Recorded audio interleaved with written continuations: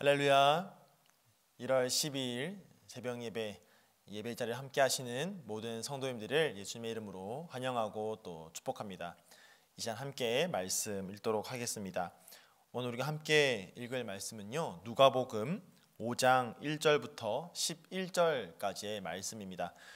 누가복음 5장 1절부터 11절까지의 말씀 우리 함께 읽도록 하겠습니다.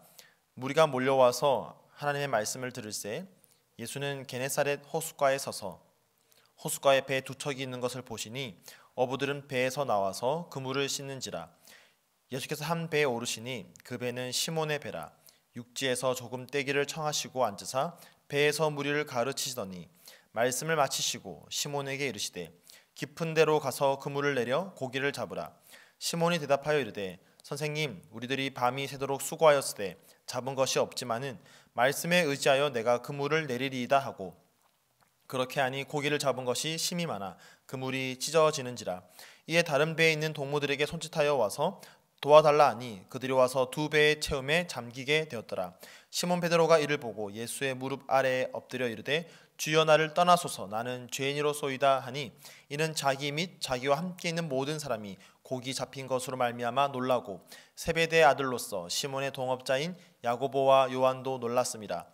예수께서 시몬에게 이르시되 무서워하지 말라, 이제 후로는 내가 사람을 취하리라 하시니 그들이 배들을 육지에 대고 모든 것을 버려두고 예수를 따르니라. 아멘.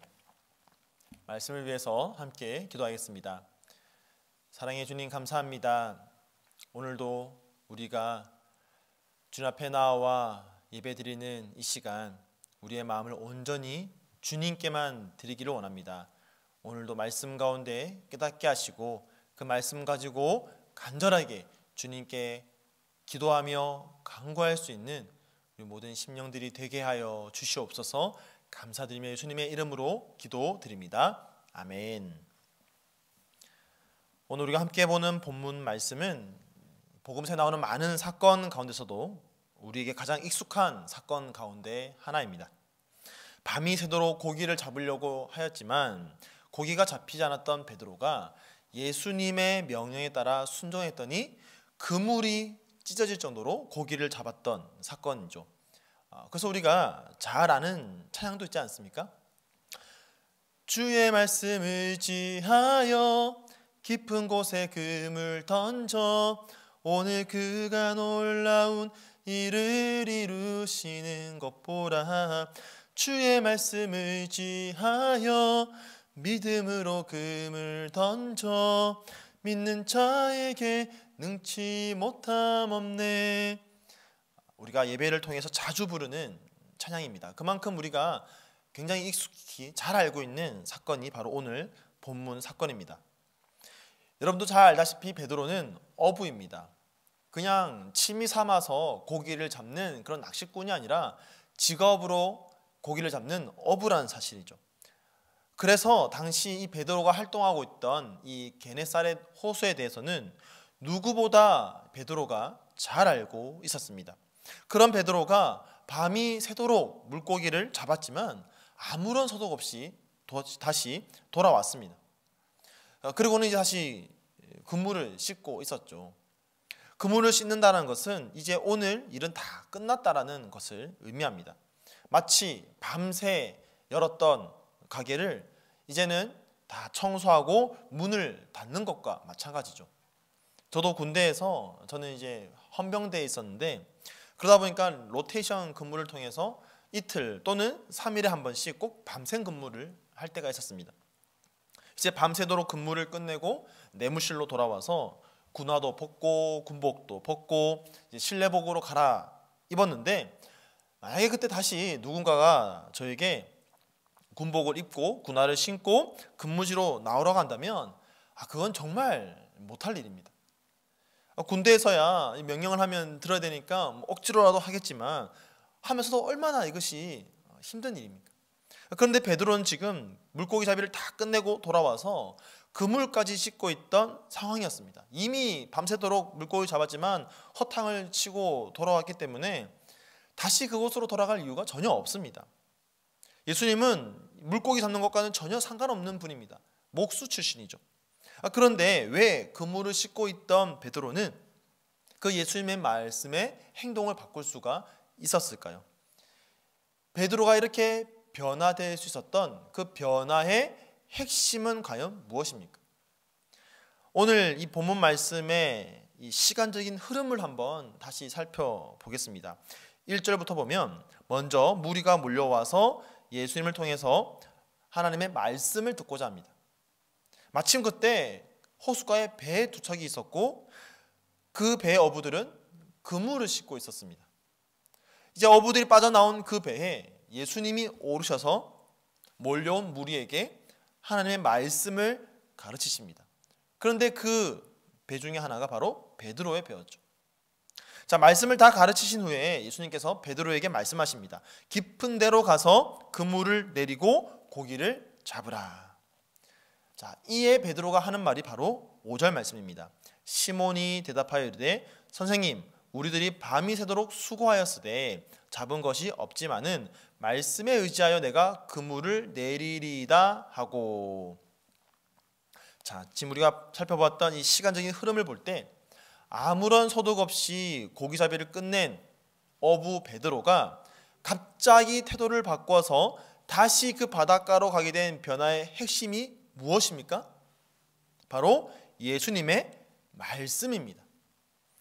물고기 잡이를 마치고 돌아와서 그물을 씻고 있던 바로 그때 예수님께서 배에 올라 그 물에게 말씀을 전하고 가르치셨죠.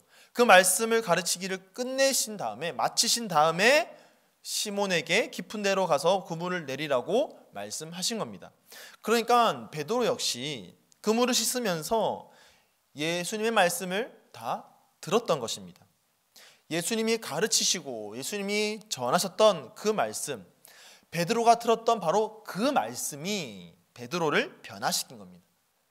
그렇기 때문에 예수님께서 베드로를 향해서 다시 나가라고 할 때에 베드로는 말하는 것이죠.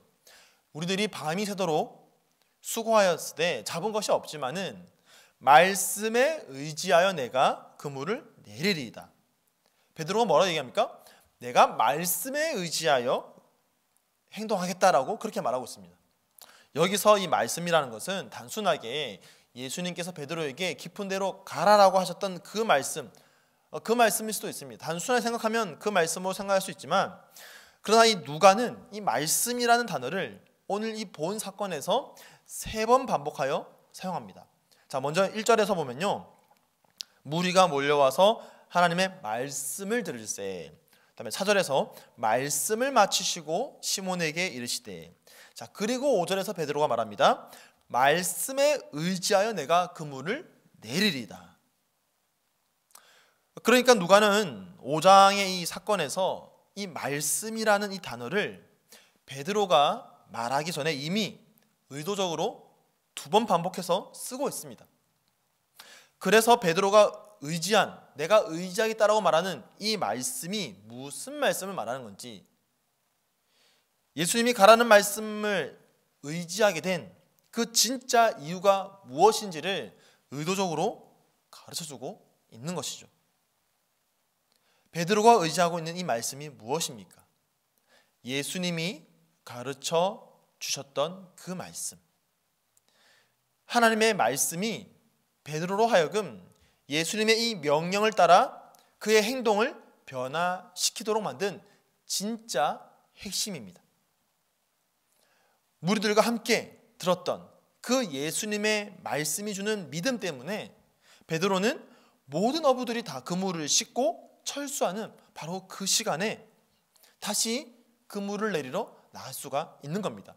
도저히 이 어부로서의 상식으로는 납득할 수 없는 바로 그 시간에 그물을 내리러 다시 가는 겁니다. 깊은 데까지 가는 겁니다. 그냥 잠시 나가서 한번 시도해보고 오라는 것이 아닙니다. 깊은 데까지 다시 가서 내리라고 하는 이 명령에 베드로는 행동을 변화시키는 것이죠.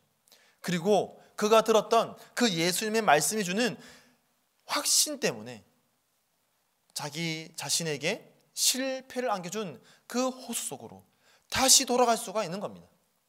한 마리도 잡지 못했던, 그래서 베드로에게 밤새 철저한 실패를 안겨주었던 바로 그곳으로 베드로는 다시 갈 수가 있었던 것입니다. 그가 들었던 예수님이 전해주셨던 그 하나님의 말씀 때문에, 그 말씀이 주는 믿음과 확신 때문에 베드로는 예수님의 말씀을 의지하며 나아갈 수가 있었던 것입니다. 사랑하는 성도 여러분, 결국 이 베드로의 변화의 핵심은 무엇이냐? 예수님의 말씀이었습니다. 단순히 깊은 데로 가라는 그 말씀이 아니라 우리를 가르치시는 그 하나님의 말씀입니다. 이것이 바로 말씀의 능력입니다. 말씀은 그렇게 우리의 행동과 삶을 변화시킵니다. 나의 상식을 뛰어넘고 나의 실패도 뛰어넘게 만듭니다.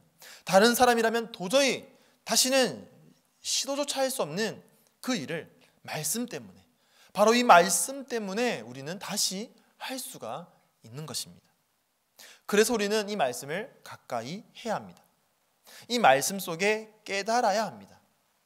이 말씀을 통해서 우리의 삶을 변화시켜야 합니다. 예수님의 말씀이 우리 안에 자리 잡고 있을 때에 그 말씀에 대한 믿음과 확신이 우리 안에 먼저 전제될 때에 우리를 향해 다가오셔서 말씀하시는 그 예수님의 부르심과 명령에 우리는 즉각적으로 반응할 수 있는 것입니다. 사랑하는 성도 여러분, 오늘도 그 주님의 말씀에 귀를 기울이십시오. 그 이후에 예수님이 우리에게 뭐라고 말씀하시고 뭐라고 명령하시고 어떻게 부르시는지를 들어야 됩니다. 그래야 우리는 그때 즉각적으로 반응할 수가 있습니다. 올 한 해 우리가 그렇게 말씀에 반응하며 살아가는, 말씀에 의지하여 정말 깊은 곳에 그물을 던질 수 있는 저와 여러분 되기를 간절히 소망합니다. 아까 우리가 불렀던 그 찬양, 계속 우리는 고백하지 않습니까? 주의 말씀 의지하여, 주의 말씀 의지하여. 주님, 올 한 해 내가 매일 묵상하는 이 말씀을 의지하여, 제게 매일 들려주시는 그 말씀에 의지하여 내가 깊은 곳에 그물을 던지겠습니다. 믿음으로 그물을 던지겠습니다. 이렇게 우리의 삶으로 고백하며 살아갈 수 있는 그런 저와 여러분 되기를 예수님의 이름으로 간절히 축복하며 축원드립니다. 이 시간 함께 말씀을 기억하면서 기도하겠습니다. 하나님, 내가 정말 주님이 내게 주시는 이 말씀을 날마다 상고하며 이 말씀에 대한 믿음과 확신이 내 안에 있어서 언제든지 예수님께서 나에게 부르시고 명령하실 때에 즉각적으로 반응할 수 있는, 말씀에 의지하며 살아가는 그런 주의 자녀가 되게 달라고 함께 기도하시고요. 오늘 공동체를 위한 기도, 우리 환우분들을 위해서 함께 기도하겠습니다. 오랜 시간 병상에 있는 우리 환우분들을 위해서 사랑의 마음으로 함께 기도하시고요. 또 우리 디모데 청년부를 위해서 함께 기도해 주실 때에 특별히 이번 주 금요일부터 주일까지 온라인으로 겨울 수련회가 진행됩니다. 많은 청년들이 함께 말씀을 통하여서 하나님 나라의 백성답게 살아갈 수 있는 힘을 얻게 달라고 우리 시간 말씀을 기억하면서 또 공동체를 기억하면서 함께 합심으로 기도하도록 하겠습니다. 함께 기도하겠습니다.